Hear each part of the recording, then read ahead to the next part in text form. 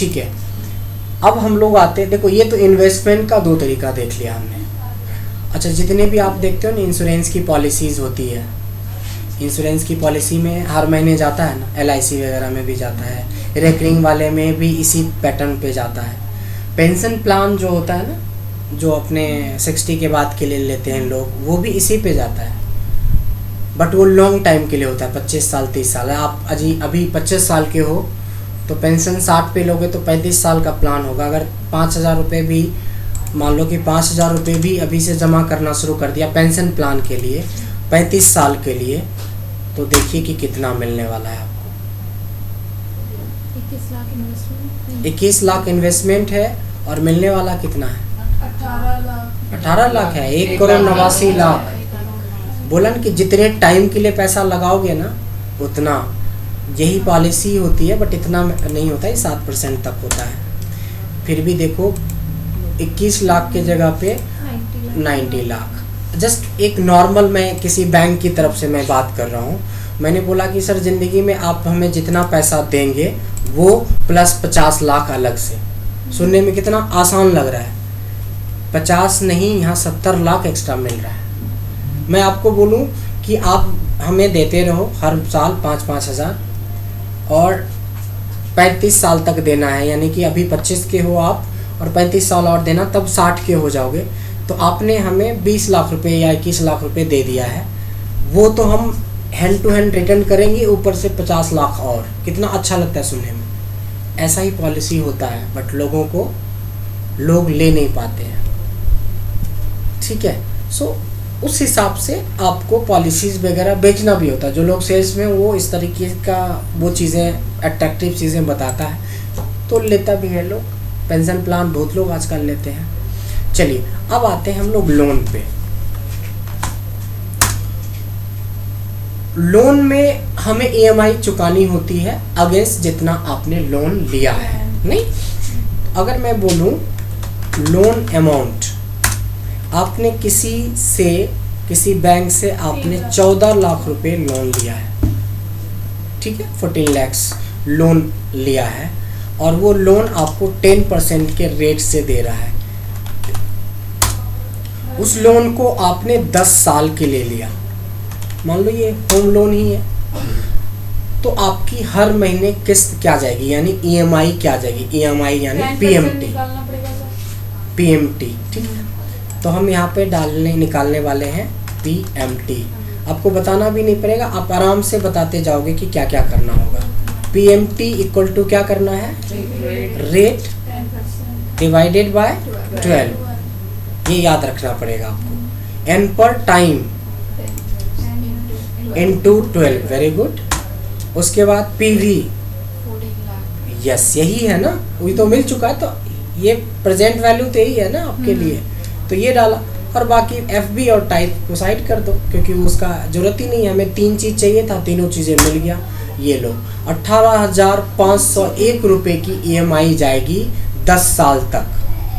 अगर आपको ये पता करना हो कि कितना एक्स्ट्रा अमाउंट हमें भरना पड़ेगा, तो ABS ऑफ दिस मल्टीप्लाई कितना, 10 साल तक देना पड़ेगा इंटू 12, यानी 120 महीने तक देना है ना, 18,501 करके। तो आप बताओगे उसको 22,20,132 रुपये। और इसको कर दो जनरल और माइनस कर लो दिस माइनस, आपको तो इतना मिला ही था। तो यानी कि आप बैंक को एक्स्ट्रा पेमेंट कितना लौटा रहे हो? 8,20,132 रुपये। समझ में आया? ये हमारी EMI बनी, यानी कि ये लोन तभी सैंक्शन होगा लगभग आपकी सैलरी 50 के आसपास होगी, तो ऑलमोस्ट आपकी सैलरी का 30%, मैक्सिमम 30% तक आपको लोन सैंक्शन होता है। तो 18,000 है तो आप लगा लो 18×54, मतलब 50 और 60,000 के बीच में अगर आपकी सैलरी होगी तो इतना सैंक्शन होगा। अगर आपको सिर्फ 3 ही लाख रुपए के लिए लेना था लोन, तो आपका EMI बहुत कम होगा, 3,964 रुपये 10 साल के लिए। अगर आप इसको जल्दी चुकाना चाहते हो 5 ईयर में, तो यहाँ 5 किया, सारा कैलकुलेशन चेंज। अगर आपने 7 ईयर के लिया, सारा कैलकुलेशन चेंज। अभी जो होम लोन का रेट ऑफ इंटरेस्ट चल रहा है 8% के नियर बाय में, 8.15 इस तरह से, तो 8% के हिसाब से देख सकते हो कि ये है, ठीक है। तो इस तरीके से हमने देखा कि कैसे हम PMT यानी कि हर महीने क्या किस जाएगा वो निकालना, टोटल कितना एक्स्ट्रा दे रहे हैं वो निकाल, सब चीज निकाल सकते हो। अब आते हैं रेस्ट फॉर्मूले। PMT हो गया और PV। अब ये तीनों फॉर्मूले हैं, ये तीनों फॉर्मूले आप 1 मिनट में समझ जाओगे। PV इक्वल टू रेट, इसी के हिसाब से चलते हैं, रेट डिवाइडेड बाय 12 एंड पर टाइम मल्टीप्लाई 12 और PMT ये है ना।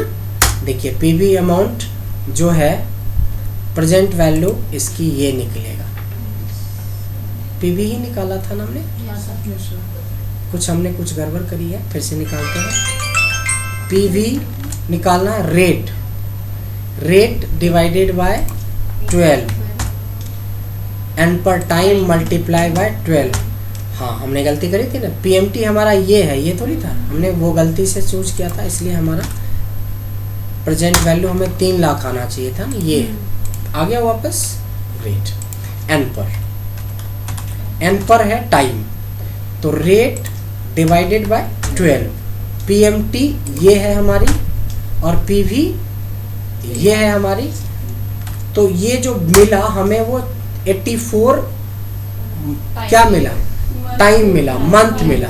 अगर इसको साल में डिवाइड कर दो तो फिर से वो, अरे आगे क्यों चला गया, अगर इसको हम डिवाइडेड बाय 12 करेंगे तो 7 आ जाएगा, जहाँ से आपने शुरू, या तो 84 मंथ बोल लो या 7 साल बोल लो। सेम है रेट, रेट के लिए एन पर मतलब टाइम मल्टीप्लाई 12, PMT ये हमारी हो गई और PV हमारी ये हो गई। मंथली निकल गया 1%, 1% नहीं है एक्चुअली, कम है, ये देखो 0.67% है इनटू 12, तो टोटल निकल गया 8%।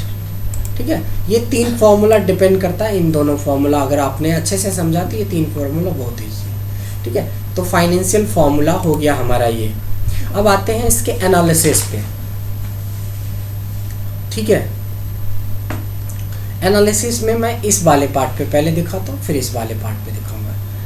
जैसे कोई बंदा आता है और उसने बोला, इसको छोटा अमाउंट कर लेते हैं, छोटे टाइम के लिए 10 साल के लिए 10% के हिसाब से, ठीक है ना।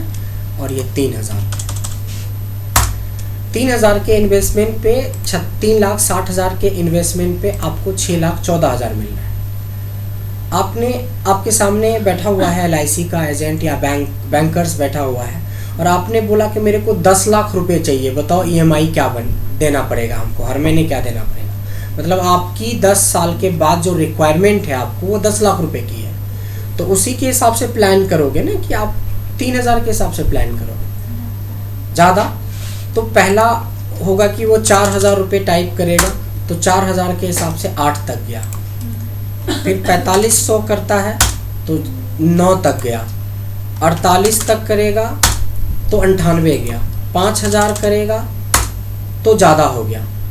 मतलब क्या हुआ, hit and trial. Exact 10 lakh रुपए लाने के लिए आपको कितने बार, पता नहीं कितने बार करना पड़ेगा चेंज। आपको कुछ नहीं करना है, अब करना है एनालिसिस। एनालिसिस बोलते हैं व्हाट इफ एनालिसिस को। आपको इस सेल को सिलेक्ट करना है जिसको 10 लाख बनाना है।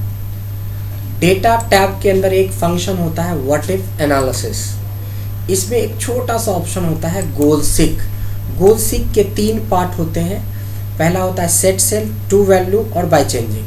सेट सेल मतलब किस में चेंज करना है, टू वैल्यू मतलब इस वैल्यू को कितना करना है, तो 10 लाख करना था ना, 10 लाख करना था।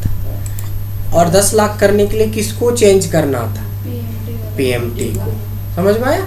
और ओके करा और सारे टेंशन खत्म, पूरा एक एक रुपये पैसे तक का हिसाब ये कैलकुलेट करके तुरंत दे देता है। ये बहुत बढ़िया एनालिसिस होती है, समझ में आया? एक बार और करते हैं नीचे वाले में। मान लो कि आपने 10 लाख रुपए की लोन ली है, आपका किस्त जा रहा है 15,586 रुपये। अगर आपने इसको 10 साल के लिए करोगे तो आपका जा रहा है 12,132 रुपये 76 पैसे हर बार लोन। अचानक आपकी सैलरी बढ़ गई और आपने प्लान किया कि किस्त जो है ना हम 20-20 हज़ार करके जल्दी फ्री कर देते हैं। तो जल्दी फ्री करने का मतलब टाइम कम होगा। तो अगर आप 7 साल करते हो तो 15 का किस्त गया, 5 करते हो तो 20 के आसपास आया, मतलब 5 ही साल के नियर बाय में रहेगा। थोड़ा सा पैसे का फर्क पड़ रहा है, बट हम इसको कुछ नहीं छेड़ते हैं, हम चलते हैं व्हाट इफ एनालिसिस। यानी इस वाले अमाउंट को कितना करना है? 20,000 करना, राइट। बट ये निगेटिव में है, याद रहे। इसके लिए ABS लगा लो, नहीं तो फॉर्मूले में वहाँ जाके माइनस करना। अभी मैं दिखाता हूँ। पिछले बार में हमने डायरेक्ट इस वाले अमाउंट से किया, इससे नहीं किया। इस बार मैं डायरेक्ट इससे कर रहा हूँ, तो ध्यान देना क्या कर रहे हैं। गोल सीक में गए, सेट सेल वैल्यू ठीक है, टू वैल्यू कितना करना है? 20 नहीं, -20। आप समझ में आया? अगर एब्सोल्यूट करोगे इसको तब तो 20 होगा, नहीं तो एक्चुअल तो माइनस में है ना, ये हर महीने जा रहा है आपके खाते से, ठीक है। बाय चेंजिंग टेन्योर, टाइम नहीं। आप देखिए 5.08 ईयर, 5 साल कुछ महीने या कुछ दिन होगा, तो आपका एग्जैक्ट निकल आएगा कि आपकी किस्त 20,000 अगर देना शुरू करोगे तो 10 साल नहीं लगेगा, आपको सिर्फ 5 साल में ही आपका लोन फ्री हो जाएगा। समझ में आया? This is called financial formula and analysis, right.